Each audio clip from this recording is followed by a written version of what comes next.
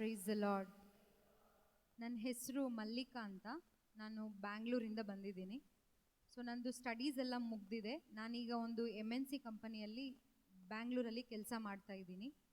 So ನಾನು ಹುಟ್ಟು ಕ್ರೈಸ್ತಳಾಗಿರಲಿಲ್ಲ. So ನಾನು ಒಂದು ಅನ್ಯ ಧರ್ಮಕ್ಕೆ ಸೇರಿದವಳು, ಆದರೆ ಈಗ ನಾನು ಯೇಸುವಿಗೆ ಸೇರಿದವಳು. Praise the lord. ಸೊ ನನ್ನ ಜೀವನ ಯೇಸುವನ್ನು ತಿಳಿದುಕೊಳ್ಳೋಕ್ಕಿಂತ ಮುಂಚೆ ಯಾವ ರೀತಿ ಇತ್ತು ಅಂದರೆ, ಈಗ ಎಲ್ಲ ಯುವಕ ಯುವತಿಯರಿಗೂ ಕೂಡ ಏನೇ ಇದ್ದರೂ ಒಂದು ರೀತಿ ಒಂದು ಕೊರತೆ ಅನ್ನೋದು ಎಲ್ಲರಲ್ಲೂ ಇರುತ್ತೆ. ಅಂದರೆ ನನಗೇನು ಅರ್ಥ ಆಯಿತು ಯೇಸುವಿನ ಬಳಿ ಬಂದ ಮೇಲೆ ಅಂದರೆ, ಯೇಸು ಇಲ್ಲದ ಜೀವನ ಯಾವಾಗಲೂ ಕೂಡ ಕೊರತೆಯ ಜೀವನ ಅಂತೇಳಿ ನನಗೆ ಅರ್ಥ ಆಯಿತು. ಸೊ ಯೇಸುವಿಗೆ ಬರುವುದಕ್ಕೆ ಮುಂಚೆ ಸೊ ಆ ಒಂದು ಕೊರತೆ ಜೀವನದಲ್ಲೇ ನಾನು ಕೂಡ ಜೀವಿಸ್ತಾ ಇದ್ದೆ. ಅನೇಕ ಸಂಪ್ರದಾಯಗಳಲ್ಲಿ, ಅನೇಕ ಮೂಢನಂಬಿಕೆಗಳಲ್ಲಿ, ಅನೇಕ ಆಚಾರ ವಿಚಾರಗಳಲ್ಲಿ, ಅನೇಕ ಸುಳ್ಳುಗಳಲ್ಲಿ, ಅಂದರೆ ಯಾವುದೇ ರೀತಿಯ ಅರ್ಥವಿಲ್ಲದ ಒಂದು ಸಂಪ್ರದಾಯ ಆಚಾರ ವಿಚಾರ ಜೀವನ ನನ್ನದು ಮತ್ತು ನನ್ನ ಕುಟುಂಬದಲ್ಲಿರುವವರದು ಆಗಿತ್ತು. ಅಂದರೆ ಪ್ರತಿಯೊಂದಕ್ಕೂ ಕೂಡ ಏನೋ ಒಂದು ಕಾರ್ಯ ಮಾಡಿದ್ರೆ ನಮಗೆ ಸಮಾಧಾನ ಸಿಗುತ್ತೆ ಮನೆಯಲ್ಲಿ, ಅಥವಾ ಯಾವುದೋ ಒಂದು ನಾವು ಒಂದು ವಾರ ಉಪವಾಸ ಇರಬೇಕು, ಅಥವಾ ಒಂದು ತಿಂಗಳು ಉಪವಾಸ ಇರಬೇಕು, ಇನ್ನು ಬೇರೆ ಬೇರೆ ಏನೋ ಹಬ್ಬ ಹರಿದಿನಗಳನ್ನು ಮಾಡಬೇಕು, ಮತ್ತು ಮಾಟ ಮಂತ್ರ ಮಾಡಬೇಕು. ಇದೆಲ್ಲ ಮಾಡಿದ್ರೇ ಮನೆಯಲ್ಲಿ ಸಮಾಧಾನ ಇರೋದು, ಮನೆಯಲ್ಲಿ ಶಾಂತಿ ಸಿಗೋದಂತೇಳಿ ಅನೇಕ ಕಾರ್ಯಗಳನ್ನು ನಾವು ಮಾಡ್ತಾ ಇದ್ವಿ. ನಾನು ಕೂಡ ಅದರಲ್ಲಿ ಒಳಗಾಗಿದ್ದೆ. ಸೊ ಅದೇ ರೀತಿಯಲ್ಲಿ ನಾನು ಓದೋದ್ರಲ್ಲಿ ಚೆನ್ನಾಗಿ ಓದ್ತಾ ಇದ್ದೆ, ಒಳ್ಳೆ ರ್ಯಾಂಕ್ ಸ್ಟೂಡೆಂಟ್ ಆಗಿದ್ದೆ, ಒಳ್ಳೆ ರೀತಿಯಲ್ಲಿ ಸ್ಪೋರ್ಟ್ಸ್ ಎಲ್ಲ ಆಡ್ತಿದ್ದೆ. ಅಂದರೆ ಯಾವುದೇ ರೀತಿ ಈ ಒಂದು ಲೋಕದ ರೀತಿಯಲ್ಲಿ ನೋಡುವಾಗ ಅಷ್ಟು ಕೊರತೆ ಇದೆ ಅಂತ ಹೇಳಿ ಆ ರೀತಿ ನನ್ನ ಜೀವನ ಇರಲಿಲ್ಲ. ಆದರೆ ನನ್ನ ಒಳಗಡೆ ಒಂದು ರೀತಿ ಕೊರತೆ ಇತ್ತು. ಅದು ನನಗೆ ಯಾವಾಗ ಗೊತ್ತಾಯಿತು ಅಂದರೆ, ಯೇಸುವಿನಲ್ಲಿ ಬಂದ ಮೇಲೆ ಗೊತ್ತಾಯಿತು. ಸೊ ಈ ರೀತಿ ಸಂಪ್ರದಾಯ ಜೀವನ ಎಲ್ಲ ಜೀವಿಸ್ತಾ ಇರಬೇಕಾದ್ರೆ ಆವಾಗ ನಮಗೆ ನಾವು ಎಲ್ಲೆಲ್ಲೆಲ್ಲ ಹೋಗ್ತೀವೋ, ಅಂದರೆ ಈಗ ಮಾಟ ಮಂತ್ರಕ್ಕೆ ಹೋಗ್ತಾ ಇದ್ವಿ. ಯಾಕಂದರೆ ಈಗ ಮನೆಯಲ್ಲಿ ಎಲ್ಲ ಸಮಾಧಾನ ಇರಬೇಕು, ಚೆನ್ನಾಗಿ ಹಣ ಬರಬೇಕು. ಸೊ ಅನ್ಯ ಧರ್ಮದಲ್ಲಿರುವಾಗ ಈ ರೀತಿ ಮಾಡ್ತಾ ಇದ್ವಿ ನಾವು. ಸೊ ಇದು ಮಾಡ್ತಾ ಮಾಡ್ತಾ ಮನೆಯಲ್ಲಿ ಅಶಾಂತಿ ಜಾಸ್ತಿ ಆಗ್ತಾ ಇತ್ತು, ಅಸಮಾಧಾನ ಜಾಸ್ತಿ ಆಗ್ತಾ ಇತ್ತು. ಬದಲಿಗೆ ನಮಗೆ ಯಾವ ರೀತಿ ಒಂದು ತೃಪ್ತಿ ಬೇಕೋ ಆ ರೀತಿ ತೃಪ್ತಿ ನಮಗೆ ನಾವು ಬಯಸಿದ ರೀತಿಯಲ್ಲಿ ನಮಗೆ ಸಿಗ್ತಾ ಇರಲಿಲ್ಲ. ನಾವು ಬಯಸಿದ ರೀತಿಯ ಪ್ರೀತಿ ನಮಗೆ ಸಿಗ್ತಾ ಇರಲಿಲ್ಲ, ನನಗೆ ಸಿಗ್ತಾ ಇರಲಿಲ್ಲ. ಸೊ ಫ್ರೆಂಡ್ಸ್ ಇದ್ದರು, ಒಳ್ಳೆ ತಂದೆ ತಾಯಿ ಇದ್ದಾರೆ, ಒಳ್ಳೆ ಸಿಬ್ಲಿಂಗ್ಸ್ ಇದ್ದಾರೆ, ಎಲ್ಲರೂ ಇದ್ದಾರೆ. ಆದರೂ ಕೂಡ ಏನೋ ಒಂದು ರೀತಿ ಕೊರತೆ ನನ್ನಲ್ಲಿ ಕಾಡ್ತಾನೆ ಇತ್ತು. ಸೊ ಈ ರೀತಿ ಇರಬೇಕಾದ್ರೆ ಇದು ಪ್ರಶ್ನೆಗಳಾಗಿ ಉಳಿದಿದೆ ನನ್ನ ಜೀವನ, ಆದರೆ ಉತ್ತರ ಗೊತ್ತಿಲ್ಲ ನನಗೆ. ಯಾಕೆ ಅಂದರೆ ಆಗ ನನಗಿನ್ನೂ ಯೇಸು ಗೊತ್ತಿರಲಿಲ್ಲ. ಸೊ ಈ ರೀತಿಯಲ್ಲೇ ಜೀವನ ಸಾಗುವಾಗ ನನಗೆ ನನ್ನ ಫ್ರೆಂಡ್ ಒಬ್ಬಳು ಈ ರೀತಿ ಒಂದು ಪ್ರಾರ್ಥನೆಗೆ ನನ್ನನ್ನು ಇನ್ವೈಟ್ ಮಾಡಿದ್ಲು. ಒಂದು ಈ ರೀತಿ ಪ್ರಾರ್ಥನೆ ಅಟೆಂಡ್ ಮಾಡಲಿಕ್ಕೆ ಒಂದು ಆಹ್ವಾನ ಬಂತು ನನಗೆ. ಸೊ ಆಗ ನಾನು ಏನು ಮಾಡಿದೆ, ಸರಿ ಸುಮ್ಮನೆ ಹೋಗೋಣ ಅಂತೇಳಿ. ನನ್ನ ಲೆಕ್ಕದಲ್ಲಿ ಏನಾಗಿತ್ತು ಅಂದರೆ, ಒಂದೊಂದು ಕಾರಣಕ್ಕೆ ಒಂದೊಂದು ದೇವರಿದ್ದಾರೆ. ಅನ್ಯ ಧರ್ಮದಲ್ಲಿ ಇರಬೇಕಾದ್ರೆ ಅದೇ ರೀತಿಯಲ್ಲೇ ಇದ್ದಿದ್ದು. ಎಷ್ಟೊಂದು ಜನ ದೇವರಿದ್ದಾರೆ ಅನ್ಯ ಧರ್ಮದಲ್ಲಿ ಇರುವವರಿಗೆ, ಆದರೆ ಯೇಸುವೇ ನಿಜವಾದ ದೇವರು ಅಂತೇಳಿ ನನಗೆ ಗೊತ್ತಿಲ್ಲ. ನಾನೇನು ಅಂದ್ಕೊಂಡೆ ಅಂದರೆ, ಯೇಸು ಕೂಡ ಅವರಲ್ಲಿ ಒಬ್ಬರು, ಅವರೊಬ್ಬರೇ ದೇವರಂತಲ್ಲ, ಯೇಸುನು ಎಲ್ಲ ದೇವರುಗಳಲ್ಲಿ ಒಂದು ದೇವರಾಗಿದ್ದಾರೆ ಅಂತೇಳಿ ನನ್ನ ಮನಸ್ಸಲ್ಲಿ ನಾನು ಆ ರೀತಿ ನನ್ನ ಜೀವನ ಸಾಗ್ತಾ ಇತ್ತು. ಸೊ ಈ ರೀತಿ ಒಂದು ಪ್ರಾರ್ಥನೆಗೆ ಆಹ್ವಾನ ಬಂದಾಗ, ಆ ಪ್ರಾರ್ಥನೆಗೆ ನಾನು ಹೋದಾಗ ಇದೇ ರೀತಿ ಒಬ್ಬರು ಬೋಧಕರು ನಿಂತು ಇಲ್ಲಿ ಬೋಧನೆ ಮಾಡ್ತಾ ಇದ್ರು ದೇವರ ವಾಕ್ಯಗಳನ್ನು. ಅಲ್ಲಿ ತನಕ ಬೈಬಲ್, ದೇವರ ವಾಕ್ಯ ಇದೆಲ್ಲ ಏನು ಸ್ವಲ್ಪ ಕೂಡ ಯಾವುದೇ ರೀತಿ ಅರಿವು ಇರಲಿಲ್ಲ. ನಾನು ಓದಿದ್ದೆಲ್ಲ ಕೂಡ ಕ್ಯಾಥಲಿಕ್ ಇನ್ಸ್ಟಿಟ್ಯೂಷನಲ್ಲೇ ಆದರೂ ಕೂಡ ಅವರು ಏನೋ ಒಂದು ಆಚಾರ ಮಾಡ್ತಾರೆ ಚರ್ಚಲ್ಲಿ, ಏನೋ ಒಂದು ಬಲಿಪೂಜೆ ನಡೆಸ್ತಾರೆ, ಇಷ್ಟು ಮಾತ್ರ ಗೊತ್ತಿತ್ತು, ಬಿಟ್ಟರೆ ಬೇರೆ ಜಾಸ್ತಿ ಅರಿವೇನೂ ಇರಲಿಲ್ಲ. ಸೊ ಈ ರೀತಿ ಹೋದಾಗ ಆ ಪ್ರಾರ್ಥನೆಯಲ್ಲಿ ಈ ರೀತಿ ಒಂದು ಬೋಧನೆ ನಡೆಯುವಾಗ ಅಲ್ಲಿ ಬೋಧನೆ ಮಾಡ್ತಾ ಮಾಡ್ತಾ ಒಂದು ವಾಕ್ಯ ಹೇಳಿದರು ಒಂದು ಸಹೋದರ. ಅದು ಏನಾಗಿತ್ತು ಅಂದರೆ, ಮತ್ತಾಯನ ಶುಭ ಸಂದೇಶ 6ನೇ ಅಧ್ಯಾಯ 33ನೇ ವಾಕ್ಯ, gospel of Matthew chapter 6 verse 33. ಈ ಒಂದು ವಾಕ್ಯದಲ್ಲಿ, ಈ ಒಂದು ಅಧ್ಯಾಯದಲ್ಲಿ, ಈ ಒಂದು ವಾಕ್ಯದಲ್ಲಿ ದೇವರ ವಾಕ್ಯ ಏನು ಹೇಳುತ್ತೆ ಅಂದರೆ, ಮೊದಲು ನೀವು ದೇವರ ಸಾಮ್ರಾಜ್ಯಕ್ಕಾಗಿ, ಅವರ ಸತ್ಸಂಬಂಧಕ್ಕಾಗಿ ತವಕ ಪಡಿ, ನಂತರ ನಿಮಗೆ ಎಲ್ಲವೂ ಕೂಡ ಕೊಡಲ್ಪಡುತ್ತೆ ಅಂತೇಳಿ ಅದೊಂದು ವಾಕ್ಯ ಇತ್ತು. ಒಬ್ಬ ಸಹೋದರ ನಿಂತು ಈ ರೀತಿ ಬೋಧನೆ ಮಾಡ್ತಾ ಇದ್ರು. ಸೊ ಅದನ್ನು ಕೇಳಿಸ್ಕೊಳ್ಬೇಕಾದ್ರೆ ಅವ್ರು ಹೇಳ್ತಿದ್ರಲ್ವಾ, ಮೊದಲು ನೀವೇನು ಮಾಡಬೇಕು, ದೇವರ ಸಾಮ್ರಾಜ್ಯಕ್ಕಾಗಿ ತವಕ ಪಡಬೇಕು, ಅವರ ನೀತಿಗಾಗಿ ತವಕ ಪಡಬೇಕು, ಇದು ತವಕ ಪಟ್ಟಾಗ ನಿಮಗೆ ಎಲ್ಲವೂ ಸಿಗುತ್ತೆ ಅಂತೇಳಿ ವಾಕ್ಯ ಹೇಳುವಾಗ ನನಗೆ ದೇವರ ಸಾಮ್ರಾಜ್ಯ, ದೇವರ ನೀತಿ ಏನಂತೇಳಿ ನನಗೆ ಗೊತ್ತಿಲ್ಲ. ಬಟ್ ಆ ಒಂದು ವಾಕ್ಯದ 2ನೇ ಭಾಗ ಇದೆಲ್ಲ, ನಿಮ್ಗೆ ಎಲ್ಲವೂ ಸಿಗುತ್ತೆ ಅಂತೇಳಿ. ಈ ವಾಕ್ಯದ ಮೇಲೆ ನನ್ನ ಗಮನ ಹೋಯಿತು. ಆ ವಾಕ್ಯ ನನಗೆ ಮಾತಾಡಿದ ರೀತಿಯಲ್ಲಿ ಆಯಿತು. ಆಗ ನಾನು ಎಲ್ಲವೂ ಸಿಗುತ್ತೆ ಅನ್ನೋ ಜಾಗದಲ್ಲಿ ನನ್ನಲ್ಲಿರುವ ಎಲ್ಲ ಕೊರತೆಗಳನ್ನು ಪಟ್ಟಿ ನನ್ನ ಮನಸ್ಸಲ್ಲೇ ಪಟ್ಟಿ ಮಾಡ್ತಾ ಇದ್ದೆ.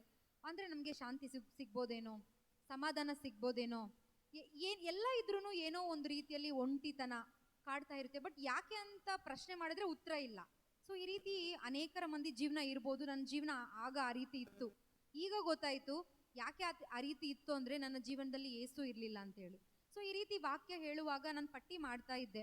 ಓಕೆ, ಸಮಾಧಾನ, ಶಾಂತಿ, ನನಗಿರುವಂಥ ಒಂಟಿತನ ಹೋಗುತ್ತೆ. ಸೊ ನಮಗೆ ಬೇಕಾಗಿರುವಂಥ ಒಂದು ತೃಪ್ತಿ ಸಿಗುತ್ತೆ. ಸೊ ನಾವು ಪ್ರೀತಿನ ಬಯಸಿ ನಾನು ಅಪ್ಪ ಅಮ್ಮನ ಹತ್ರ, ಫ್ರೆಂಡ್ಸ್ ಹತ್ರ ಹೋಗ್ತಾ ಇರ್ತೀವಿ. ಅವರು ನನ್ನ ಪ್ರೀತಿ ಮಾಡ್ತಾರೆ, ಇವರು ನನ್ನ ಪ್ರೀತಿ ಮಾಡ್ತಾರೆ ಅಂತೇಳಿ. ಯಾಕೆಂದರೆ ಈ ಪ್ರಪಂಚದಲ್ಲಿ ಹುಟ್ಟಿದ ಪ್ರತಿಯೊಬ್ಬ ಮನುಷ್ಯನೂ ಕೂಡ ಅವನಿಗಿರುವ ಕೊರತೆ ಒಂದೇ, ಅದು ಪ್ರೀತಿ ಕೊರತೆ ಅಂತೇಳಿ ನನಗೆ ಅರ್ಥ ಆಯಿತು. ಪ್ರೀತಿ ಯಾರು? ಈ ಲೋಕದ ಪ್ರೀತಿ ಅಲ್ಲ. ಪ್ರೀತಿ ಅಂದರೆ ದೇವರಾಗಿದ್ದಾರೆ. ದೇವರೇ ಪ್ರೀತಿ ಸ್ವರೂಪಿ ಅಂತ ದೇವರ ವಾಕ್ಯ ಹೇಳುತ್ತೆ. ಸೊ ಆಗ ಆ ಪ್ರೀತಿ ಕೊರತೆ ಇದ್ದಿದ್ದರಿಂದ ಅದೆಲ್ಲ ನಾನು ಪಟ್ಟಿ ಮಾಡ್ಕೊಳ್ತಾ ಇದ್ದೆ. ಅದೆಲ್ಲ ಆದಮೇಲೆ ನಾನು ಮನೆಗೆ ಹೋದೆ. ಮತ್ತೆ ವಾಪಸ್ ಬಂದಮೇಲೆ ಅದ್ರ ಬಗ್ಗೆ ಸ್ವಲ್ಪ ಯೋಚನೆ ಮಾಡೋಕ್ಕೆ ಪ್ರಾರಂಭ ಮಾಡಿದೆ. ಆ ವಾರ ಎಲ್ಲ ಅಂದರೆ ನನಗೆ ಬೇಕಾಗಿರೋ ಶಾಂತಿ, ಸಮಾಧಾನ ಇದು ಸಿಗುತ್ತೆ, ಇದು ಸಿಗುತ್ತೆ, ಇದು ಸಿಗುತ್ತೆ ಅಂತೇಳಿ ಅದ್ರ ಬಗ್ಗೆನೇ ಯೋಚನೆ ಮಾಡ್ತಾ ಇದ್ದೆ. ಸೊ ಅದೇ ರೀತಿ ಆದಮೇಲೆ ಮತ್ತೆ ನನಗೆ ಇನ್ನೊಂದು ಆಹ್ವಾನ ಬಂತು ನನ್ನ ಅದೇ ಫ್ರೆಂಡಿಂದ. ಏನಂತೇಳಿ, ಮತ್ತೆ ಇನ್ನೊಂದು ಪ್ರಾರ್ಥನೆ ಇದೆ, ಅದಕ್ಕೆ ಬಾ ಅಂತ ಹೇಳಿ. ಅಲ್ಲಿಗೆ ಹೋದಾಗ ಇನ್ನೊಂದು ಸಾರಿ ಪ್ರಾರ್ಥನೆಗೆ ಹೋದಾಗ ಅಲ್ಲಿ ಇನ್ನೊಬ್ಬ ಸಹೋದರ ಹೇಳ್ತಿದ್ದಾರೆ, ಈ ರೀತಿ ಬೋಧನೆ ಮಾಡುವಾಗ ನೀವು ಶತ್ರುಗಳನ್ನು ಪ್ರೀತಿಸಬೇಕು, ನಿಮಗೆ ಯಾರು ಕೇಡು ಮಾಡ್ತಾರೋ ಅವ್ರಿಗೆ ನೀವು ಪ್ರಾರ್ಥಿಸ್ಬೇಕಂತೇಳಿ ದೇವರ ವಾಕ್ಯ ಹೇಳ್ತಿತ್ತು. ಆದರೆ ನಾನು ಅನ್ಯ ಧರ್ಮದವಳು ಆಗಿರುವಾಗ, ಈ ಅರಿವಿಲ್ಲದೆ ಇರಬೇಕಾದ್ರೆ ನಾನು ಕೇಳಿಸ್ಕೊಂಡಂಥ ಬೋಧನೆಗಳೆಲ್ಲ ಏನಾಗಿತ್ತು, ನನಗೆ ಅಪ್ಪ ಅಮ್ಮ ಹೇಳ್ಕೊಡ್ತಾ ಇದ್ದಿದ್ದು, ಅಥವಾ ನಾವು ಹೋಗುವ ದೇವಾಲಯಗಳಲ್ಲಿ ನಮಗೇನು ಹೇಳ್ಕೊಡ್ತಾ ಇದ್ರು ಅಂದರೆ, ಪಾಪಿಗಳಿಗೆಲ್ಲ ಶಿಕ್ಷೆ ಇದೆ, ಒಳ್ಳೆಯವ್ರು ಮಾತ್ರನೇ ರಕ್ಷೆ ಅಂತೇಳಿ ಕೇಳಿಸ್ಕೊಳ್ತಾ ಇದ್ದೆ. ಅಂದರೆ ಪಾಪಿಗಳಂದರೆ ಕೆಟ್ಟವರು, ಅಂದರೆ ನಮ್ಮ ಶತ್ರುಗಳು ಅಂತ ನಾನು ಅಂದ್ಕೊಂಡಿದ್ದೆ. ಸೊ ಅಂದರೆ ಈ ಶತ್ರುಗಳನ್ನು ಪ್ರೀತಿ ಮಾಡಬೇಕು ಅಂತ ಹೇಳಿ ಯಾರೋ ಒಬ್ರು ಹೇಳ್ತಿದಾರಲ್ಲ ಬೈಬಲಲ್ಲಿರೋರು. ಆದರೆ ಯಾರು ಅಂತ ಗೊತ್ತಿಲ್ಲ, ಅದು ದೇವರೇ ಮಾತಾಡ್ತಾ ಇದ್ದಾರೆ ಅನ್ನುವಂಥ ಅರಿವು ನನಗೆ ಆಮೇಲೆ ಆಯಿತು. ಸೊ ಅದನ್ನು ಕೇಳಿಸ್ಕೊಂಡು ಮತ್ತೆ ನಾನು ವಾಪಸ್ ಮನೆಗೆ ಬಂದೆ. ಅಂದರೆ ತುಂಬ ಸಂಪ್ರದಾಯದಲ್ಲಿ ಒಂದು ಬಂಧನದಲ್ಲಿ ಇದ್ವಿ ನಾವು, ಬರೀ ಮೂಢನಂಬಿಕೆಯಲ್ಲಿ. ಅದು ಒಂದು ರೀತಿ ಬಂಧನ. ಯಾವ ರೀತಿ ಬಂಧನ ಅಂತ ಹೇಳಿದ್ರೆ, ಒಂದು ಕಾರ್ಯ ಮಾಡದೆ ಏನಾದರೂ ನಮಗೆ ಅನಾಹುತ ಸಂಭವಿಸಿದರೆ, ಮನೇಲಿ ಏನೋ ಒಂದು ಆಚಾರ ವಿಚಾರ ನಾವು ಮಿಸ್ ಮಾಡಿ ಒಂದು ಅನಾಹುತ ಆದರೆ, ಇದು ಮಾಡದೇ ಇದ್ದಿದ್ದಕ್ಕೇನೆ ಇದಾಯ್ತು ಅಂತೇಳಿ ಹಗಲು ರಾತ್ರಿ ನಿದ್ದೆ ಬರಲ್ಲ, ಮನೆಯಲ್ಲಿ ಜಗಳ.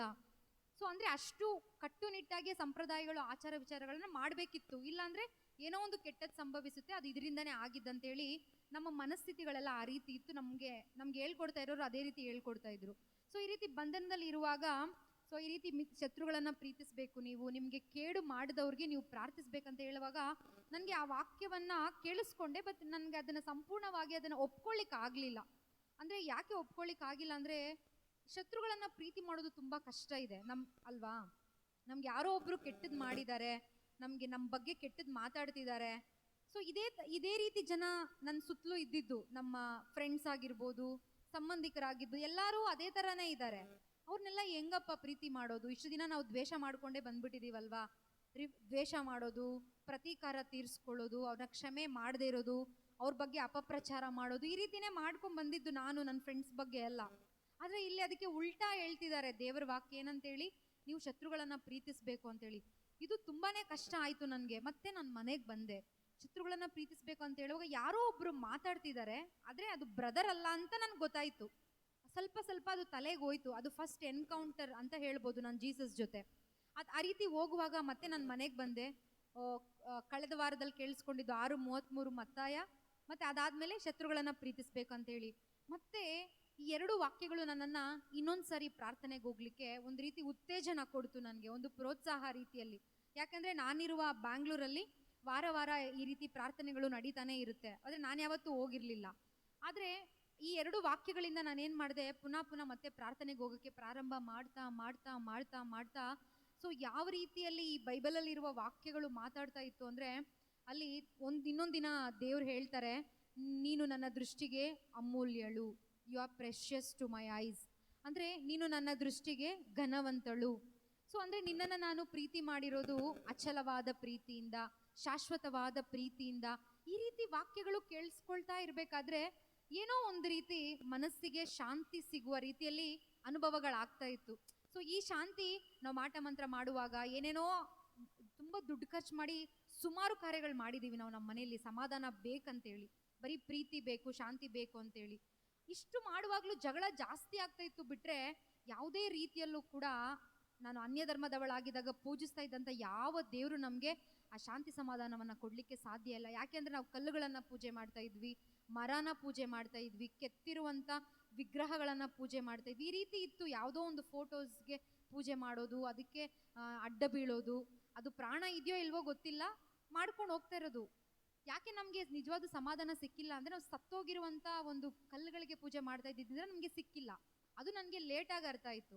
ಸೊ ಈ ರೀತಿ ಹೋಗ್ತಾ ಹೋಗ್ತಾ ದೇವ್ರ ವಾಕ್ಯಗಳು ಈ ರೀತಿ ಕೇಳಿಸ್ಕೊಳ್ತಾ ವಾಕ್ಯಗಳನ್ನ ಕೇಳ್ತಾ ನಾವು ಒಂದು ವಾಕ್ಯ ಇದೆ ಅಲ್ವಾ, ರೋಮನರಿಗೆ ಬರೆದ ಪತ್ರ 5:17 ಏನಂತ, ನೀವು ವಾಕ್ಯಗಳ ಶುಭ ಸಂದೇಶವನ್ನು ಆಲಿಸುವಾಗ ನಿಮ್ಮಲ್ಲಿ ಏನು ಬರುತ್ತೆ, ವಿಶ್ವಾಸ ಬರುತ್ತೆ ಅಂತ ಹೇಳಿದೆ. ಸೊ ಅದನ್ನು ಕೇಳಿಸ್ಕೊಳ್ಳುವಾಗ ನನ್ನಲ್ಲಿ ವಿಶ್ವಾಸ ಬರಲಿಕ್ಕೆ ಪ್ರಾರಂಭ ಆಯಿತು, ವಾಕ್ಯಗಳಿಂದ ಮಾತ್ರನೇ. ನಾನೀಗ ಯೇಸುವನ್ನು ನಂಬಿ ಬಂದಿದ್ದೀನಿ ಅಂದರೆ ನನಗೆ ಯಾವುದೇ ಅದ್ಭುತ ಆಗಿಲ್ಲ, ಯಾವುದೇ ರೋಗ ಸೌಖ್ಯ ಆಗಿಲ್ಲ, ಯಾವುದೇ ರೀತಿ ಸಾಲ ನಮ್ಮ ಮನೇಲಿ ತೀರಿಲ್ಲ, ನಮಗೇನೋ ಒಂದು ದೊಡ್ಡ ಆಸ್ತಿ ಅಂತಸ್ತು ಅಥವಾ ಅಧಿಕಾರನೋ ಈ ಲೋಕದಲ್ಲಿ ಏನು ಒಳಿತು ನನಗಾಗಿಲ್ಲ. ನನ್ನ ಮನಸ್ಸಿನೊಳಗಡೆ ಒಂದು ಪರಿವರ್ತನೆ ಆಯಿತು. ಆ ಮನಸ್ಸಿನೊಳಗಡೆ ಆದ ಪರಿವರ್ತನೆ ನನ್ನನ್ನು ಯೇಸು ಕಡೆಗೆ ಕರ್ಕೊಂಡು ಬಂತು. Price the lord, praise the lord. So ಈ ರೀತಿ ಹೇಳುವಾಗ, ಆ ರೀತಿ ವಾಕ್ಯಗಳನ್ನು ಕೇಳುವಾಗ ಒಂದು ರೀತಿ ಸಮಾಧಾನ, ಒಂದು ರೀತಿ ಶಾಂತಿ, ನನ್ನಲ್ಲಿ ಅನೇಕ ಕಾರ್ಯಗಳು ನನಗೆ ಬದಲು ಮಾಡ್ಕೊಳಕ್ಕೆ ಆಗ್ತಾ ಇರಲಿಲ್ಲ. ಚಾಡಿ ಹೇಳೋದು ಅಥವಾ ಸುಳ್ಳು ಹೇಳೋದು, ಬೇರೆಯವ್ರನ್ನ ದ್ವೇಷ ಮಾಡೋದು, ಬೇರೆಯವ್ರ ಬಗ್ಗೆ ಕೆಟ್ಟದಾಗಿ ಮಾತಾಡೋದು, ಸುಮಾರು ದೇವರಿಗೆ ಇಷ್ಟವಿಲ್ಲದ ಅನೇಕ ಕಾರ್ಯಗಳು ನನ್ನ ಒಳಗಡೆ ಇತ್ತು, ನನ್ನ ಜೀವನದಲ್ಲಿತ್ತು. ಅವೆಲ್ಲ ಕೂಡ ಪಾಪದಿಂದ ಬಂದಿದ್ದೆ ಅಂತೇಳಿ ನನಗೆ ಆಮೇಲೆ ಗೊತ್ತಾಯಿತು. ಈಗ ನಾವೊಂದು ವಾಕ್ಯವನ್ನು ಕೇಳಿಸ್ಕೊಂಡ್ವಿ, ನಾವು ಪಾಪದಿಂದ ದುರ್ಬಲರಾಗಿದ್ದಾಗ ಯೇಸು ಕ್ರಿಸ್ತರು ತಕ್ಕ ಸಮಯಕ್ಕೆ ಬಂದು ಅವರ ಪ್ರಾಣವನ್ನು ಕೊಟ್ಟು ನಮ್ಮನ್ನು ಕಾಪಾಡಿದ್ರು. ಎಷ್ಟಾಗಿ ದೇವರು ಲೋಕವನ್ನು ಪ್ರೀತಿ ಮಾಡಿದ್ರು ಅಂದರೆ ಅವರ ಏಕಮಾತ್ರ ಪುತ್ರನನ್ನೇ ನಮಗಾಗಿ ದಾರೆ ಎರೆದ್ರಂತೇಳಿ ವಾಕ್ಯಗಳನ್ನು ಕೇಳಿಸ್ಕೊಂಡ್ವಿ. ಅದು ಕೇಳಿಸ್ಕೊಳ್ಬೇಕಾದ್ರೆ ನನಗೆ ಗೊತ್ತಾಯಿತು, ನಾನೊಂದು ಪಾಪಿ ಆಗಿದ್ದೀನಿ. ಈ ಬೈಬಲ್ ಪ್ರಕಾರ ನೋಡುವಾಗ ನಾನೊಂದು ಪಾಪಿ ಆಗಿದ್ದೀನಿ ಅಂತ. ಅವಾಗ ನಾನು ಪ್ರಶ್ನೆ ಮಾಡೋದು, ನಾನು ಹೆಂಗೆ ಪಾಪಿ ಆಗ್ತೀನಿ? ನಾನೇನು ಕೊಲೆ ಮಾಡಿಲ್ಲ, ನಾನು ವ್ಯಭಿಚಾರ ಮಾಡಿಲ್ಲ, ನಾನು ಯಾವುದರೂ ಎಲ್ಲೂ ಹೋಗಿ ಸುಳ್ಳು ಸಾಕ್ಷಿ ಹೇಳಿಲ್ಲ, ನಾನು ಏನೂ ಕೆಟ್ಟ ಕೆಲಸ ಮಾಡಿಲ್ಲ ಅಲ್ವಾ, ಮತ್ತೆ ನಾನು ಹೆಂಗೆ ಯಾರಿಗೂ ಮೋಸ ಮಾಡಿಲ್ಲ, ನಾನು ಪಾಪಿ ಹೇಗಾಗ್ತೀನಿ ಅಂತೇಳಿ ನನ್ನಲ್ಲಿ ಒಂದು ಪ್ರಶ್ನೆ ಬಂತು. ಆಗ ನನಗೆ ಗೊತ್ತಾಯಿತು, ದೇವರು ಆದಾಮನನ್ನು ಉಂಟು ಮಾಡಿದ್ರು, ನಿಜವಾದ ದೇವರು ಯೇಸು ಕ್ರಿಸ್ತರೇ. ಅವರು ಈ ಜಗತ್ತು ಉಂಟಾಗೋದಕ್ಕಿಂತ ಮೊದಲೇ ಇದ್ದವರು, ಇವತ್ತು ಇದ್ದಾರೆ, ನಾಳೆನೂ ಇರ್ತಾರೆ, ಅವರು ಜೀವಂತವಾಗಿದ್ದಾರೆ. ಅವರು ಪಾಪಿಗಳಿಗೋಸ್ಕರನೇ ಬಂದಂಥ ದೇವ್ರಂತೇಳಿ ನನಗೆ ಗೊತ್ತಾಯಿತು. ಯಾಕಂದರೆ ನಾನು ಇದ್ದ ಒಂದು ಧರ್ಮದಲ್ಲಿ ಏನಾಗಿತ್ತು, ಯಾರು ಕೂಡ ಮನುಷ್ಯರು ದೇವರಾಗಬೇಕಂತೇಳಿ ಜಗಳ ಆಡಿರೋ ಒಂದು ದೃಶ್ಯಗಳನ್ನು ನಾವು ನೋಡ್ತೀವಿ. ಆದರೆ ಒಂದು ದೇವರು ನನ್ನ ನಿಮ್ಮ ರೀತಿ ಮನುಷ್ಯರಾಗಿ ನಾನೊಬ್ಬ ಪಾಪಿ, ನನಗೆ ಯಾವುದೇ ರೀತಿಯ ಒಂದು ಶಕ್ತಿ ಇಲ್ಲ, ಏನಿಲ್ಲ, ನನ್ನ ರೀತಿಯಲ್ಲಿ ಬರಲಿಕ್ಕೆ ಮನಸ್ಸು ಮಾಡಿದ್ರಲ್ವಾ, ಇವರೇ ನಿಜವಾದ ದೇವರಾಗಿರ್ಬೋದು ಅಂತೇಳಿ, ಓಕೆ ಇವರೇ ನಿಜವಾದ ದೇವ್ರು ಅಂತೇಳಿ ಸ್ವಲ್ಪ ನನ್ನಲ್ಲಿ ನಂಬಿಕೆ ಬರಲಿಕ್ಕೆ ಪ್ರಾರಂಭ ಆಯಿತು. ಸೊ ಆ ದೇವ್ರು ಏನು ಮಾಡಿದ್ರು, ನನಗೋಸ್ಕರ ಬಂದರು, ನನಗೋಸ್ಕರನೇ ಸತ್ರು, ನನಗೋಸ್ಕರ ಮತ್ತೆ ಪುನರುತ್ಥಾನರಾದರು. ಅವರು ಸತ್ತ ಜಾಗದಲ್ಲೇ ಇಲ್ಲದೆ, ಆ ಒಂದು ಸಮಾಧಿಯಲ್ಲಿ ಇಲ್ಲದೆ ಪುನಃ ವಾಪಸ್ ಎದ್ದು ಹೋಗಿದ್ದಾರೆ. ಅದಕ್ಕೆಲ್ಲ ಪುರಾವೆಗಳಿದೆ, ಅದಕ್ಕೆ ಪ್ರೂಫ್ಸ್ ಇದೆ. ಆದರೆ ಇದೆಲ್ಲ ನೋಡುವಾಗ ಇವರೇ ನಿಜವಾದ ದೇವ್ರು ಅಂತೇಳಿ ನನ್ನಲ್ಲಿ ಒಂದು ಕನ್ವಿಕ್ಷನ್ ಬಂತು, ಒಂದು ದೃಢತೆ ಬಂತು. ಓಕೆ, ಇಷ್ಟು ದಿನ ನಾವು ಜೀವನ ಯಾರನ್ನ ನಂಬಿ ದೇವ್ರು ಅಂತ ಹೋಗ್ತಾ ಇದ್ವೋ ಅವರು ನಿಜವಾದ ದೇವ್ರಲ್ಲ, ಬದಲಿಗೆ ಇವರೇ ನಿಜವಾದ ದೇವ್ರು ಅಂತೇಳಿ ಆ ಒಂದು ಎವಿಡೆನ್ಸ್ ಎಲ್ಲ ಇದೆ ನಮ್ಮ ಕಣ್ಣು ಮುಂದೆನೆ. ಇನ್ನೂ ದೊಡ್ಡ ಎವಿಡೆನ್ಸ್ ಏನು ಅಂದರೆ, ಈ ವಾಕ್ಯಗಳನ್ನು ಹೇಳುವಾಗ ನನ್ನಲ್ಲಿ ಬದಲಾವಣೆ ಆಗಿದ್ದು. ಇದಕ್ಕೆ ಮುಂಚೆ ಯಾವುದರಿಂದನೂ ನನ್ನಲ್ಲಿ ಬದಲಾವಣೆ ಆಗದೇ ಇರುವಂಥ ಒಂದು ಸಂದರ್ಭಗಳು ಈ ವಾಕ್ಯಗಳನ್ನು ಕೇಳುವಾಗ ನನ್ನಲ್ಲಿ ಬದಲಾವಣೆ ಆಗ್ತಾ ಇದೆ. ನನಗೆ ಯಾರೂ ಪ್ರೀತಿ ಮಾಡ್ತಾ ಇಲ್ಲ, ಆದರೂ ವಾಕ್ಯಗಳಿಂದ ಬರ್ತಾ ಇರುವಂಥ ಪ್ರೀತಿ ನನಗೆ ಅನುಭವಿಸೋಕ್ಕಾಗ್ತಾ ಇದೆ. ನನ್ನಲ್ಲಿ ಒಂದು ಶಾಂತಿ ಉಂಟಾಗ್ತಾ ಇದೆ, ಒಂದು ಸಮಾಧಾನ ಉಂಟಾಗ್ತಾ ಇದೆ. ಅದು ಯಾವತ್ತೂ ನಾನು ಅಷ್ಟು ವರ್ಷಗಳವರೆಗೂ ಕೂಡ ನಾನು ಯಾವತ್ತೂ ಅದನ್ನು ಅನುಭವಿಸೇ ಇರಲಿಲ್ಲ. Price the lord, praise the lord. So ಇದೆಲ್ಲ ನೋಡುವಾಗ ನನಗೇನು ಅನಿಸ್ತು ಅಂದರೆ, ಓಕೆ ಇವರೇ ನಿಜವಾದ ದೇವರು ಅಂತೇಳಿ ನನಗೆ ಒಂದು ನಂಬಿಕೆ ಬರೋಕ್ಕೆ ಪ್ರಾರಂಭ ಆಯಿತು. ಸೊ ಈ ನಂಬಿಕೆ ಏನಾಯಿತು, ನನ್ನಲ್ಲಿ ಸ್ವಲ್ಪನೇ ಆ ಸಂಪ್ರದಾಯಗಳಿಂದ ಹೊರಬಂದೆ ನಾನು. ಆ ಬಂಧನಗಳು ಏನೆಲ್ಲ ಇದ್ನೋ ಅದರಿಂದೆಲ್ಲ ಹೊರ ಬಂದೆ. ನಾನು ಏನೆಲ್ಲ ಮಾಡ್ತಾ ಇದ್ನೋ, ನನಗೆ ಪ್ರೀತಿ ಬೇಕು, ಅದು ಬೇಕು, ಶಾಂತಿ ಬೇಕು, ಸಮಾಧಾನ ಬೇಕು ಅಂತೇಳಿ ಇದು ಎಲ್ಲದರಿಂದ ನಾನು ಹೊರಗಡೆ ಬಂದೆ. ನಾನು ಏನು ಪ್ರಾರಂಭ ಮಾಡಿದೆ ಅಂದರೆ ಈ ವಾಕ್ಯಗಳನ್ನು ಓದಲಿಕ್ಕೆ ಪ್ರಾರಂಭ ಮಾಡಿದೆ.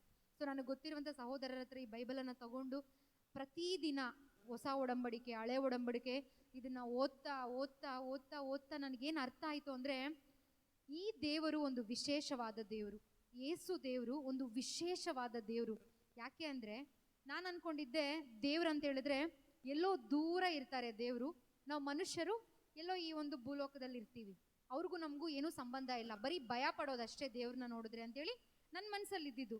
ದೇವ್ರಂದ್ರೆ ಭಯ, ದೇವ್ರಂದ್ರೆ ಶಿಕ್ಷೆ ಕೊಟ್ಬಿಡ್ತಾರೆ, ಏನೋ ಪನಿಷ್ಮೆಂಟ್ ಕೊಡ್ತಾರೆ, ನಾವು ಈ ರೀತಿ ಮಾಡ್ಬೇಕು, ಆ ಒಂದು ಪನಿಷ್ಮೆಂಟ್ ಬರಬಾರ್ದಂದ್ರೆ ನಾವು ಏನೋ ಒಂದು ಮಾಡಿ ಅದನ್ನು ತೀರಿಸ್ಬಿಡ್ಬೇಕು, ಅಥವಾ ಬಲಿ ಕೊಡೋದು, ಅಥವಾ ಏನೋ ಉಪವಾಸ ಇರೋದು, ಏನೋ ಜಾಗರಣೆ ಮಾಡೋದು, ಈ ರೀತಿ ಎಲ್ಲ ಮಾಡಿ ನಾನೇನು ಮಾಡಬೇಕು, ಆ ದೇವ್ರ ಹತ್ರದಿಂದ ಆ ಭಯನ ತಪ್ಪಿಸ್ಕೊಬೇಕಂತೇಳಿ ನಾವಿದ್ದಿದ್ದು. ಆದರೆ ಈ ವಾಕ್ಯಗಳನ್ನು ಓದ್ತಾ ಓದ್ತಾ ಓದ್ತಾ ನನಗೇನು ಅರ್ಥ ಆಯಿತು ಅಂದರೆ, ದೇವರು ಎಲ್ಲೋ ದೂರ ಇರೋ ದೇವರಲ್ಲ, ಆದರೆ ದೇವರು ನನ್ನ ತಂದೆ ಆಗಿದ್ದಾರೆ, ನನ್ನ ಅಪ್ಪ ಆಗಿದ್ದಾರೆ. ಅವರು ಯಾಕೆ ಈ ಭೂಮಿಗೆ ಬಂದರು ಅಂದರೆ ಅವ್ರ ಜೊತೆ ನಾನೊಂದು ಸಂಬಂಧ ಬೆಳೆಸ್ಕೋಬೇಕಂತೇಳಿ ದೇವ್ರು ಬಂದಿರೋದು. ಬೇರೆ ದೇವ್ರು ಯಾರು, ನಾನು ಕಲ್ತಂಥ ದೇವ್ರು ಯಾರು ಕೂಡ ಅವರಿಗೆ ಸಮನಾಗಿ ನನಗೆಲ್ಲೂ ಪೊಸಿಷನ್ ಕೊಡೋ ಥರ ನಾನೆಲ್ಲೂ ಕೇಳಿಸ್ಕೊಂಡಿಲ್ಲ, ಅನುಭವಿಸಲೂ ಇಲ್ಲ. ಆದರೆ ಇಲ್ಲಿ ದೇವ್ರು ಹೇಳ್ತಾರೆ, ನಾನು ಇರೋ ಜಾಗದಲ್ಲೇ ನೀವೆಲ್ಲ ಇರಬೇಕು. ಅಂದರೆ ದೇವ್ರು ಎಲ್ಲಿದ್ದಾರೋ ನಾನು ಅಲ್ಲೇ ಇರಬೇಕು, ದೇವ್ರ ಜೊತೆ ಸಮನಾಗಿರಬೇಕು. ಮೊದಲು ದೇವ್ರಿಗೆ ನಾನು ಬೇಕು ಅಂತೇಳಿ ನನಗೆ ಅರ್ಥ ಆಯಿತು. ಅಂದರೆ ಈ ದೇವ್ರು ಬಂದಿದ್ದು ನನ್ನ ಜೊತೆ ಒಂದು ಸಂಬಂಧ ಬೆಳೆಸಲಿಕ್ಕೆ ಅಲ್ವಾ. ಎಷ್ಟು ಒಳ್ಳೆ ದೇವರು ಇವರು. ಆಗ ನನ್ನಲ್ಲಿರುವಂಥ ಭಯ ಹೋಯಿತು. ಅಂದರೆ ದೇವರು ನನ್ನ ಒಳಗಡೆ ಇದ್ದಾರೆ, ನನ್ನ ದೇಹ ಒಂದು ದೇವರ ಆಲಯ, ಈ ದೇಹದ ಒಳಗಡೆ ಈ ದೇವರು ವಾಸ ಮಾಡ್ತಾ ಇರೋದ್ರಿಂದ ಈ ದೇಹವನ್ನು ನಾನು ಶುದ್ಧವಾಗಿ ಇಟ್ಕೊಳ್ಬೇಕು, ನನ್ನ ಬಾಯನ್ನು ನಾನು ಶುದ್ಧವಾಗಿ ಇಟ್ಕೊಳ್ಬೇಕು, ನನ್ನ ಯೋಚನೆಗಳನ್ನು ನಾನು ಶುದ್ಧವಾಗಿ ಇಟ್ಕೊಳ್ಬೇಕು. ಈ ರೀತಿಯೆಲ್ಲ ಅನುಭವ ಆಗಲಿಕ್ಕೆ ಪ್ರಾರಂಭ ಆಯಿತು. ನನಗೆ ಪ್ರಾರಂಭ ಆಗ್ತಾ ಆಗ್ತಾ ಆಗ್ತಾ ಆಗ್ತಾ ನನ್ನ ಜೀವನದ ಉದ್ದೇಶ ಏನೋ ಆಗಿತ್ತು ಮೊದಲು, ಇದಕ್ಕಿಂತ ಮೊದಲು ಏನೋ ಈ ಲೋಕದಲ್ಲಿ ದುಡಿಬೇಕು, ಒಳ್ಳೆ ದುಡ್ಡು ಮಾಡಬೇಕು, ಆಮೇಲೆ ಒಳ್ಳೆ ಮದುವೆ ಮಾಡ್ಕೋಬೇಕು, ಆಮೇಲೆ ಸಾವಿದ್ದಿದ್ದೆ, ಸತ್ತೋಗ್ಬೇಕು, ಆಮೇಲೆ ಏನು ಮಾಡ್ತೀವೋ ಎಲ್ಲೋಗ್ತೀವೋ ಯಾವುದೇ ರೀತಿ ಒಂದು ಐಡಿಯಾ ಇರಲಿಲ್ಲ ನಮಗೆ. ಸೊ ಇಲ್ಲಿಗೆ ಬಂದಮೇಲೆ ಗೊತ್ತಾಯಿತು ದೇವ್ರು ನನಗೋಸ್ಕರ ಒಂದು ಯೋಜನೆ ಇಟ್ಟಿದ್ದಾರೆ. ಆ ಯೋಜನೆನ ನಾನು ಮೊದಲು ತಿಳ್ಕೊಳ್ಬೇಕು. ನನಗೆ ಒಂದು ಕರೆಯನ್ನು ಇಟ್ಟಿದ್ದಾರೆ, ಆ ಕರೆಯನ್ನು ನಾನು ಮೊದಲು ತಿಳ್ಕೊಳ್ಬೇಕು. ಈ ಯವ್ವನಾವಸ್ಥೆನ ಕೊಟ್ಟಿದ್ದಾರೆ, ಇದನ್ನು ದೇವ್ರಿಗಾಗಿ ನಾನು ಮತ್ತೆ ವಾಪಸ್ ಕೊಡಬೇಕು. ಅನೇಕ ಉದಾಹರಣೆಗಳನ್ನು ಬೈಬಲಲ್ಲಿ ನಾನು ನೋಡಲಿಕ್ಕೆ ಪ್ರಾರಂಭ ಮಾಡಿದೆ. ದಾವಿದ ಆಗಿರ್ಬೋದು, ಮೋಶೆ ಆಗಿರ್ಬೋದು, ಜೋಸೆಫರ್ ಆಗಿರ್ಬೋದು, ಅನೇಕ ಪ್ರೇಷಿತರಿದ್ದಾರೆ. ಇವರೆಲ್ಲರೂ ಕೂಡ ದೇವ್ರಿಗೋಸ್ಕರ ರಕ್ತಸಾಕ್ಷಿಗಳೆಲ್ಲ ಆಗಿದ್ದಾರೆ. ಆಗ ನಾನು ಯೋಚನೆ ಮಾಡಿದೆ, ಯಾಕೆ ಇವರು ರಕ್ತಸಾಕ್ಷಿ ಆಗಬೇಕು?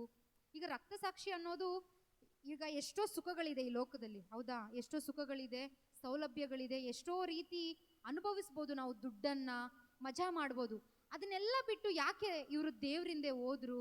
ಅದನ್ನೆಲ್ಲ ನಾನು ಯೋಚನೆ ಮಾಡಲಿಕ್ಕೆ ಪ್ರಾರಂಭ ಮಾಡಿದಾಗ ನನಗೆ ಅರ್ಥ ಆಯಿತು, ದೇವ್ರ ವಾಕ್ಯ ಹೇಳುವ ರೀತಿಯಲ್ಲಿ ಒಂದು ನಿತ್ಯ ಜೀವ ಇದೆ. ಈಗ ಹೇಳ್ತಿದ್ರು ವಾಕ್ಯದಲ್ಲಿ 3:16 ಯೋವಾನನ ಶುಭ ಸಂದೇಶದಲ್ಲಿ, ಯಾರು ಆತನಲ್ಲಿ ವಿಶ್ವಾಸ ಇಡ್ತಾರೋ ಅವರು ನಿತ್ಯ ಜೀವಕ್ಕೆ ಹೋಗ್ತಾರೆ ಅಂತೇಳಿ. ಅಂದರೆ ನನಗೆ ಗೊತ್ತಾಯಿತು, ಈ ಲೋಕ ಕಷ್ಟೇ ಅಲ್ಲ, ನನ್ನ ಜೀವನ ಸೀಮಿತ. ಇದಾದ ಮೇಲೆ ನನಗೊಂದು ಜೀವನ ಇದೆ. ಸತ್ತ ಮೇಲೆ ನನಗೆ 2 ಜಾಗ ಇದೆ, ಒಂದು ನರಕ, ಇನ್ನೊಂದು ಸ್ವರ್ಗ. ಈ ಲೋಕದಲ್ಲಿ ನಾನು ಯೇಸುವಿನ ಜೊತೆ ಜೀವನ ಮಾಡಿದ್ರೆ ನಾನು ಸ್ವರ್ಗಕ್ಕೆ ಹೋಗ್ತೀನಿ, ಇಲ್ಲಾಂದರೆ ನಾನು ನರಕಕ್ಕೆ ಹೋಗ್ತೀನಿ ಅಂತೇಳಿ ನನಗೆ ಅರ್ಥ ಆಯಿತು. ಸೊ ಇದು ಅರ್ಥ ಆದಾಗ ನನ್ನ ಜೀವನದಲ್ಲಿರುವಂಥ ಎಲ್ಲ ರೀತಿ ದಿಕ್ಕನ್ನು ನಾನು ಬದಲಾಯಿಸ್ಕೊಂಡೆ. ನಾನು ಏನು ಈ ಲೋಕದಲ್ಲಿ ದುಡ್ಡು ಮಾಡಬೇಕು, ಮಜಾ ಮಾಡಬೇಕು, ಚೆನ್ನಾಗಿ ಎಂಜಾಯ್ ಮಾಡಬೇಕು ಅಂತೇಳಿ ಯೋಚನೆ ಮಾಡ್ತಾ ಇದ್ನೋ ಅದನ್ನೆಲ್ಲ ನಾನು ಬದಲಾಯಿಸ್ಕೊಂಡೆ. ಇಲ್ಲ, ಇನ್ನು ಮುಂದೆ ನಾನು ಯೇಸುಗಾಗಿ ಜೀವಿಸಬೇಕು. ಈ ಒಂದು ಸಂಪ್ರದಾಯದ ಬಂಧನದಿಂದ ದೇವರು ನನ್ನನ್ನು ಬಿಡಿಸಿದ್ದಾರೆ. ನನ್ನ ಪಾಪಿ ಅಂತೇಳಿ ನನಗೆ ಮನವರಿಕೆ ಮಾಡಿಕೊಟ್ಟಿದ್ದಾರೆ. ದೇವ್ರ ವಾಕ್ಯ ಹೇಳುತ್ತೆ, ಯೇಸುವನ್ನು ವಿಶ್ವಾಸಿಸದ ಹೊರತು ಯೇಸುನೇ ಮಾರ್ಗ ಸ್ವರ್ಗಕ್ಕೆ. ಆ ಯೇಸುವನ್ನು ಬಿಟ್ಟು ನಾವು ಏನೇ ಮಾಡಿದರೂ ಕೂಡ ಸ್ವರ್ಗ ಸೇರ್ಲಿಕ್ಕಾಗಲ್ಲ. ಯಾವುದೇ ರೀತಿಯ ಒಂದು ಟ್ರೆಡಿಷನ್ಸಿಂದ ನಾವು ಸ್ವರ್ಗವನ್ನು ಸೇರ್ಲಿಕ್ಕಾಗಲ್ಲ. ಅಥವಾ ನನ್ನ ಸ್ವಕಾರ್ಯಗಳಿಂದ, ನಾನೇನೋ ಸ್ವಂತವಾಗಿ ಮಾಡಿದ್ರಿಂದ, ನಾನು ಮಾಡುವ ದಾನ ಧರ್ಮದಿಂದ ಆಗಿರ್ಬೋದು, ನಾನು ಮಾಡುವ ಪ್ರಾರ್ಥನೆಯಿಂದ ಆಗಿರ್ಬೋದು. ಇದಕ್ಕೆ ಮುಂಚೆ ನಾನು ಮಾಡ್ತಾ ಇದ್ನಲ್ವ ಅನೇಕ ಕಾರ್ಯಗಳನ್ನು ನಮ್ಮ ಮನೆಯಲ್ಲಿ, ಎಷ್ಟೋ ಜನನ ಮನೆಗೆ ಕರೆಸಿದ್ದೀವಿ, ನಾವು ಎಷ್ಟೋ ಜನರ ಜ್ಯೋತಿಷಿಗಳ ಬಳಿಯೆಲ್ಲ ಹೋಗಿದ್ದೀವಿ. ಈ ಯಾವುದೇ ಕಾರ್ಯಗಳು ನಮ್ಮನ್ನು ಸ್ವರ್ಗಕ್ಕೆ ಕರ್ಕೊಂಡು ಹೋಗಲ್ಲ. ನನ್ನ ಕೈಯಿಂದ ಏನೂ ಆಗಲ್ಲ. ಆದರೆ ಯೇಸು ಮಾತ್ರನೇ ಮಾರ್ಗ. ನಾನೇನು ಮಾಡಬೇಕು? ಯೇಸುವಿನ ಮೇಲೆ, ಅವರು ಮಾಡಿರುವ ಕಾರ್ಯದ ಮೇಲೆ ವಿಶ್ವಾಸ ಇಡಬೇಕಷ್ಟೇ. Praise the lord, praise the lord. So ಅದು ನನಗೆ ಅರ್ಥ ಆಯಿತು. ನನ್ನ ವಿಶ್ವಾಸ ಇಟ್ಟರೆ ಸಾಕು, ಯೇಸು ಏನು ಮಾಡಿದಾರೋ ಆ ಕಾರ್ಯದಲ್ಲಿ ನಾನು ಸ್ವರ್ಗಕ್ಕೆ ಹೋಗ್ಲಿಕ್ಕೆ ಸಾಧ್ಯ ಅಂತೇಳಿ ಇದೆಲ್ಲ ಗೊತ್ತಾದ ಮೇಲೆ ನಾನು ಹೇಳ್ದಂಗೆ ಆ ಒಂದು ಪ್ರಾರ್ಥನೆಯನ್ನು ಮಾಡಲಿಕ್ಕೆ ನಾನು ಪ್ರಾರಂಭ ಮಾಡಿದೆ. ಇನ್ನೂ ಯೇಸುವೆ, ನಿಮ್ಮೊಂದಿಗೆ ನಾನು ಇನ್ನೂ ಹೆಚ್ಚಾಗಿ ಇರಬೇಕು, ನಿಮ್ಮ ಪ್ರೀತಿಯನ್ನು ಇನ್ನೂ ಹೆಚ್ಚಾಗಿ ನಾನು ಸವಿಬೇಕು. ನನ್ನ ರೀತಿಯಲ್ಲಿ ಅನೇಕ ಮಂದಿ ಇದ್ದಾರೆ, ಇನ್ನೂ ಎಷ್ಟೋ ರೀತಿ ನಮ್ಮ ರಿಲೇಟಿವ್ಸ್ ಇದ್ದಾರೆ, ಇದೇ ಬಂಧನದಲ್ಲಿ ಜೀವಿಸ್ತಾ ಇದ್ದಾರೆ, ಶಾಂತಿಗೋಸ್ಕರ ಸಮಾಧಾನಕ್ಕೋಸ್ಕರ ಒದ್ದಾಡ್ತಾ ಇದ್ದಾರೆ. ಆದರೆ ಶಾಂತಿ, ಸಮಾಧಾನ, ಪ್ರೀತಿ ಇರೋದು ಯೇಸುವಿನಲ್ಲಿ ಮಾತ್ರ. ನಾವು ಇವಾಗ ಯಾವುದೇ ಒಂದು ಅಂಗಡಿಗೆ ಹೋಗ್ಬೇಕಾದ್ರೆ, ಈಗ ಬಟ್ಟೆ ತೊಗೊಳ್ಬೇಕಂದ್ರೆ ನಾವು ಎಲ್ಲಿ ಹೋಗ್ಬೇಕು? ಬಟ್ಟೆ ಅಂಗಡಿಗೆ ಹೋಗ್ಬೇಕು ಅಲ್ವಾ? ನಮಗೆ ಅಕ್ಕಿ ಬೇಕಂದ್ರೆ ನಾವೊಂದು ರೇಷನ್ ಅಂಗಡಿಗೆ ಹೋಗಬೇಕು. ಸೊ ಆ ರೀತಿಯಲ್ಲಿ ನನಗೆ ಬೇಕಾಗಿದ್ದಂಥ ಶಾಂತಿ ಸಮಾಧಾನವನ್ನು ನಾನು ಬೇರೆ ಎಲ್ಲೋ ಹುಡುಕ್ತಾ ಇದ್ದೆ, ಆದರೆ ಅಂಗಡಿ ಇರೋದು ಈ ಬೈಬಲಲ್ಲಿ ಅಂತ ನನಗೆ ಆಮೇಲೆ ಗೊತ್ತಾಯಿತು. ಸೊ ಈ ರೀತಿ ಅನೇಕ ಜನ ಈ ಲೋಕದಲ್ಲಿ ಹುಡುಕಿ ಹುಡುಕಿ ಹುಡುಕಿ ಶಾಂತಿ ಸಮಾಧಾನ ಸಿಗದೆ ಎಷ್ಟೋ ಜನ ಆತ್ಮಹತ್ಯೆಗೆ ಗುರಿ ಆಗ್ತಾ ಇದ್ದಾರೆ, ಖಿನ್ನತೆಯಲ್ಲಿ ಜೀವಿಸ್ತಾ ಇದ್ದಾರೆ. ಸುಮಾರು ಒಂದು ರೀತಿ ಇದನ್ನ ಯಾವುದೇ ಒಂದು ಡಾಕ್ಟ್ರಿಗೂ ಕೂಡ ಇದರಿಂದ ಹೊರಗಡೆ ಯಾವ ಮನುಷ್ಯನನ್ನು ತರಲಿಕ್ಕಾಗಲ್ಲ ಅಂತೇಳಿ ನನಗೆ ಗೊತ್ತಾಯಿತು. ಈ ಒಂದು ದೇಹಕ್ಕೆ ಆಗಿರುವ ಗಾಯಗಳನ್ನು ಗುರುತಚ್ಬೋದು, ಏನೋ ಒಂದು ಆಪರೇಷನ್ ಮಾಡ್ಬೋದು, ಆದರೆ ಈ ಮನಸ್ಸಿಗೆ ಇರುವಂಥ ಕೊರತೆ, ಈ ಹೃದಯಕ್ಕೆ ಇರುವಂಥ ಕೊರತೆಯನ್ನು ನೀಗಿಸುವವರು ಯೇಸು ಮಾತ್ರ ಅಂತೇಳಿ ನನಗೆ ಅರ್ಥ ಆಯಿತು. ಯಾಕೆಂದರೆ ಅವರಿಗೆ ಒಳಗಡೆ ಕೂಡ ಸ್ಕ್ಯಾನ್ ಮಾಡಲಿಕ್ಕೆ ಸಾಧ್ಯ. ಅವರು ಸರ್ವಶಕ್ತರಾಗಿದ್ದಾರೆ, ಅವರಿಗೆ ಎಲ್ಲವೂ ಸಾಧ್ಯ. ನನ್ನ ಒಳಗಡೆ ಏನು ನಡೀತಾ ಇದೆ ಅಂತೇಳಿ ಅದನ್ನು ಗುರುತಚ್ಚಲಿಕ್ಕೆ, ಅದನ್ನು ನೋಡಲಿಕ್ಕೆ, ನನ್ನ ಅಂತರಿಂದ್ರಿಯಗಳನ್ನು ವೀಕ್ಷಿಸಲಿಕ್ಕೆ ಯೇಸುಗೆ ಮಾತ್ರ ಸಾಧ್ಯ. ಸೊ ಈ ರೀತಿ ಪ್ರೀತಿ ಕೊಡಲಿಕ್ಕೆ, ಶಾಂತಿ ಕೊಡಲಿಕ್ಕೆ, ಸಮಾಧಾನ ಕೊಡಲಿಕ್ಕೆ ಇವ್ರಿಗೆ ಮಾತ್ರ ಸಾಧ್ಯ ಅಂತ ಹೇಳಿ ನನಗೆ ಅನುಭವಿಸ್ಲಿಕ್ಕಾಯಿತು. ಸೊ ಈ ರೀತಿಯಲ್ಲೇ ಜೀವನ ನಡೀತಾ ಇರಬೇಕಾದ್ರೆ ಅನೇಕ ರೀತಿಯ ವಿರೋಧಗಳು ಪ್ರಾರಂಭ ಆಯಿತು ನನಗೆ. ಯಾಕಂದರೆ ನಾನು ಕಂಪ್ಲೀಟಾಗಿ ಒಂದು ಸಂಪ್ರದಾಯದ ಆ ಕುಟುಂಬದ ಬ್ಯಾಕ್ಗ್ರೌಂಡಿಂದ ಬಂದಿರೋದ್ರಿಂದ ನನ್ನನ್ನು ನೋಡುವ ಜನರು, ನನ್ನ ರಿಲೇಟಿವ್ಸ್ ಎಲ್ಲ ನಾನು ಯಾವುದೋ ಒಂದು ಕೀಳು ದೇವರನ್ನು ನಾನು ಹಿಂದೆ ಹೋಗ್ತಾ ಇದ್ದೀನಿ ಅಂತೇಳಿ ಅನೇಕ ರೀತಿಯಲ್ಲಿ ವಿರೋಧಗಳು, ಅನೇಕ ರೀತಿಯಲ್ಲಿ ಅವಮಾನಗಳು, ಅನೇಕ ರೀತಿಯಲ್ಲಿ ಬೈಗುಳಗಳು ಸ್ವಂತ ನನ್ನ ಕುಟುಂಬದಿಂದಲೇ, ಮೊದಲು ನನ್ನ ಅಪ್ಪ ಅಮ್ಮನಿಂದಲೇ ಇದೆಲ್ಲ ಬರಲಿಕ್ಕೆ ಪ್ರಾರಂಭ ಆಯಿತು.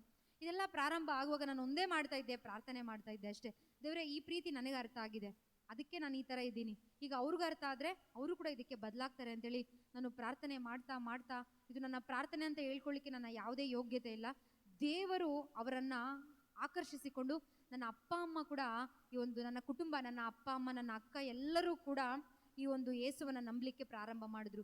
ಈಗ ನಮ್ಮ ಮನೆಯಲ್ಲಿ ಎಲ್ಲರೂ ಕೂಡ ನಾವು ಕ್ರೈಸ್ತರಾಗಿದ್ದೀವಿ. ನಾವೆಲ್ಲರೂ ದೀಕ್ಷಾಸ್ಥಾನ ಪಡ್ಕೊಂಡು ಇನ್ಮೇಲೆ ಜೀವಿಸೋದಾದರೆ ಯೇಸುಗೋಸ್ಕರ, ಇನ್ಮೇಲೆ ಏನಾದರೂ ಮಾಡೋದಾದರೆ ಯೇಸುಗೋಸ್ಕರ. ಈ ಲೋಕದಲ್ಲಿ ಇರುವ ಜೀವನ ಕ್ಷಣಿಕ ಮಾತ್ರ, ಇದಕ್ಕಾಗಿ ನಾವು ಹೋರಾಡಿದ್ರೆ ಯಾವುದೇ ಪ್ರಯೋಜನ ಇಲ್ಲ ಅಂತ ಹೇಳಿ ನಮಗೆ ಅರ್ಥ ಆಯಿತು. ಅರ್ಥ ಆಗಿದ್ರಿಂದ ಈ ಅನುಭವಗಳಲ್ಲೇ ನಾವು ಜೀವಿಸ್ತಾ ಜೀವಿಸ್ತಾ ಇನ್ನೂ ಹೆಚ್ಚಾಗಿ ದೇವರ ಬಳಿ ಯಾವ ರೀತಿ ಇರೋದು ಅಂತ ಹೇಳಿ ನಾವಿವಾಗ ಆ ಜೀವನವನ್ನು ನಾವು ಜೀವಿಸ್ತಾ ಇದ್ದೀವಿ. Price the lord. ಪ್ರಿಯರೇ, ಈ ಒಂದು ಅನುಭವಗಳ ಮುಖಾಂತರ ನಾನು ಏನು ಹೇಳ್ತಾ ಇದ್ದೀನಿ ನಿಮಗೆ ಅಂತ ಹೇಳಿದ್ರೆ, ಈ ಲೋಕದಲ್ಲಿ ನಾವು ಏನೇ ಒದ್ದಾಡಿದ್ರೂ ಕೂಡ, ಏನೇ ಮಾಡಿದ್ರೂ ಕೂಡ, ಎಷ್ಟೇ ದೊಡ್ಡದಾಗಿ ಒಂದು ಸಾಧನೆ ಈ ಲೋಕದಲ್ಲಿ ಮಾಡಿದ್ರೂ ಕೂಡ ನಮ್ಮಲ್ಲಿ ಶಾಂತಿ, ಸಮಾಧಾನ, ಪ್ರೀತಿ ಯಾರಿಂದಲೂ ಕೊಡ್ಲಿಕ್ಕಾಗಲ್ಲ. ಅದು ಒಂದು ದೊಡ್ಡ ಕೊರತೆ ಎಲ್ಲ ಮಾನವರಿಗೂ ಕೂಡ. ಸೊ ಇದನ್ನು ಕೊಡ್ಲಿಕ್ಕಾಗೋದು ಯೇಸು ಕ್ರಿಸ್ತರಲ್ಲಿ ಮಾತ್ರನೇ. ಆ ಯೇಸು ಕ್ರಿಸ್ತರಲ್ಲಿ ಇರಬೇಕಾದ್ರೆ ಆ ವಾಕ್ಯ ಹೇಳುತ್ತಲ್ಲ 6:33, ದೇವರ ನೀತಿಗಾಗಿ, ಅವರ ಸಾಮ್ರಾಜ್ಯಕ್ಕಾಗಿ ನೀವು ತವಕ ಪಡುವಾಗ ಎಲ್ಲವೂ ನಿಮಗೆ ಸಿಕ್ತು. ಈ ವಾಕ್ಯ ನನಗೆ ಲೇಟಾಗಿ ಅರ್ಥ ಆಯಿತು. ಫಸ್ಟ್ ದಿನ ಇದು ಕೇಳುವಾಗ ನನಗೆ ಅರ್ಥ ಆಗಿಲ್ಲ. ದಿನಗಳು ಕಳೆದಂತೆ, ತಿಂಗಳುಗಳು ಕಳೆದಂತೆ ಆಗ ನಾನು ಆ ನೀತಿ ಅಂದರೆ ಏನು, ದೇವರ ಸಾಮ್ರಾಜ್ಯ ಅಂದರೆ ಏನು, ದೇವರ ಸಾಮ್ರಾಜ್ಯ ಯೇಸುನೇ ಆಗಿದ್ದಾರೆ, ದೇವರ ನೀತಿ ಯೇಸುನೇ ಆಗಿದ್ದಾರೆ.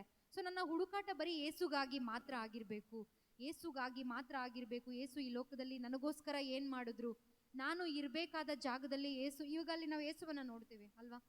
ಯೇಸು 3 ಮೊಳೆಗಳ ನಡುವೆ, ಆಕಾಶಕ್ಕೂ ಭೂಮಿಗೂ ನಡುವೆ ತೂಗಾಡ್ತಾ ಇದ್ದಾರೆ, ಹೌದಾ? ಯೇಸು ಏನಾದರೂ ಪಾಪ ಮಾಡಿದಾರಾ ಅವ್ರು ಆ ರೀತಿ ತೂಗಾಡಲಿಕ್ಕೆ? ಅವ್ರೇನಾದರೂ ದ್ರೋಹ ಮಾಡಿದಾರಾ? ಏನೂ ಮಾಡಿಲ್ಲ. ಆ ಜಾಗದಲ್ಲಿ ಯಾರಿರಬೇಕಾಗಿತ್ತು? ನಾನಿರಬೇಕಾಗಿತ್ತು. ಆದಾಮ ಅಲ್ವಾ ಪಾಪ ಮಾಡಿದ್ದು? ಆದಾಮನಿಂದ ಬಂದ ಸಂತತಿ ನಾವೆಲ್ಲರೂ ಕೂಡ ಆಗಿದ್ದೀವಿ ಅಲ್ವಾ? ಅಂದರೆ ನಾನು ಕೂಡ ಆದಾಮನಿಂದ ಬಂದವಳೆ ಆಗಿದ್ದೀನಿ. ಸೊ ಆ ಪನಿಷ್ಮೆಂಟ್ ನನಗಾಗಬೇಕಾಗಿತ್ತು. ಆದಾಮ ಪಾಪ ಮಾಡಿದ್ಮೇಲೆ ದೇವರ ಸಂಬಂಧ ಕಟ್ಟಾಯಿತು.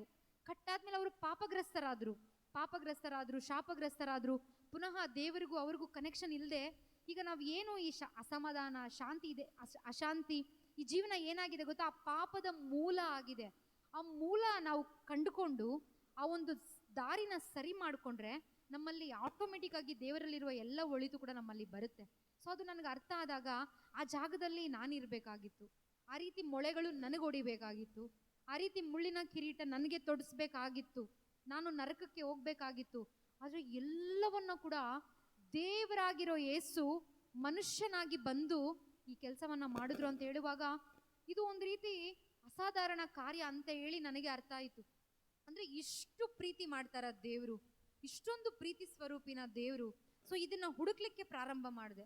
ಸೊ ನಾನು ನಿಮ್ಗೆ ಏನು ಹೇಳ್ತಾ ಇದ್ದೀನಿ ಅಂದರೆ, ನೀವು ಇದನ್ನ ಯಾವಾಗ ಹುಡುಕ್ಲಿಕ್ಕೆ ಪ್ರಾರಂಭ ಮಾಡ್ತಿರೋ, ದೇವರು ನಮ್ಮನ್ನ ಎಷ್ಟಾಗಿ ಪ್ರೀತಿಸ್ತಾರೆ ಅನ್ನೋದು ನಮಗೆ ಯಾವಾಗ ಅರ್ಥ ಆಗುತ್ತೋ ಆಗಲೇ ನಮ್ಮ ಜೀವನದಲ್ಲಿ ಒಂದು ಸ್ವತಂತ್ರ ಸಿಗೋದು.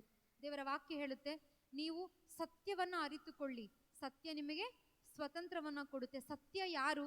ಯೇಸುನೇ ಸತ್ಯ. ಆ ಸತ್ಯವನ್ನು ಅರಿತುಕೊಳ್ತಾ ಅರಿತುಕೊಳ್ತಾ ಅರಿತುಕೊಳ್ತಾ ನಾವಿರುವಂಥ ಎಲ್ಲ ರೀತಿಯ ಬಂಧನಗಳಿಂದ, ನಾವು ಯುವಕರಾಗಿರ್ಬೋದು, ದೊಡ್ಡವರಾಗಿರ್ಬೋದು, ಯಾವುದೇ ವಯಸ್ಸಾಗಿರ್ಬೋದು, ಎಲ್ಲರೂ ಬಂಧನದಲ್ಲೇ ಇರ್ತೀವಿ ಯೇಸುವನ್ನು ಅರಿತುಕೊಳ್ಳುವ ತನಕ. ಸೊ ಆದ್ದರಿಂದ ಈ ಅನುಭವಗಳ ಮುಖಾಂತರ ನೀವು ಇವಾಗ ನನ್ನ ಜೀವನದಲ್ಲಿ ಮಾಡಿರುವ ಯೇಸು ಖಂಡಿತವಾಗ್ಲೂ ನಿಮ್ಮ ಜೀವನದಲ್ಲಿ ಮಾಡಲಿಕ್ಕೆ ಸಿದ್ಧ ಇದ್ದಾರೆ. ಆದರೆ ನಮ್ಮನ್ನು ನಾವು ಬಿಟ್ಕೊಡ್ಬೇಕು ಅಷ್ಟೇ. ನಾನು ಒಂದೇ ಒಂದು ಹೇಳಿದೆ, ದೇವ್ರ ವಾಕ್ಯಕ್ಕೆ ಎಸ್ ಹೇಳಿದೆ. ಎಸ್, ಹೌದು ದೇವರೇ, ನಾನು ನಂಬ್ತೇನೆ, ವಿಶ್ವಾಸ ಅಷ್ಟೇ. ಸೊ ನಾವು ಈ ರೀತಿ ಮಾಡುವಾಗ ಆ ದೇವರ ಪ್ರೀತಿಯನ್ನು ನಾವು ಯಥೇಚ್ಛವಾಗಿ ಅನುಭವಿಸ್ಬೋದು ಅಂತೇಳಿ ಈ ಒಂದು ನನ್ನ ಅನುಭವದ ಮುಖಾಂತರ ನಾನು ಹೇಳ್ತಾ ಇದ್ದೀನಿ. Price the lord.